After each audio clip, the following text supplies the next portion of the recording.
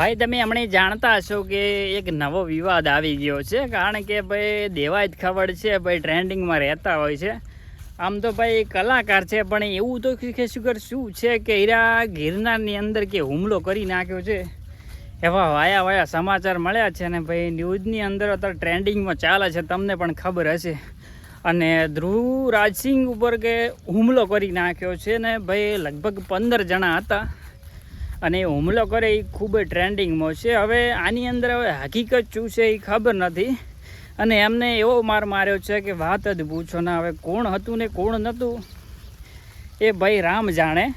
અને એવું કહે છે કે મારા ઉપર હુમલો કર્યો છે ને મને રિવોલ્વર બતાવીને કે 2 નંબરમાં રિવોલ્વર લાવેલી છે એ પણ બતાવી હતી.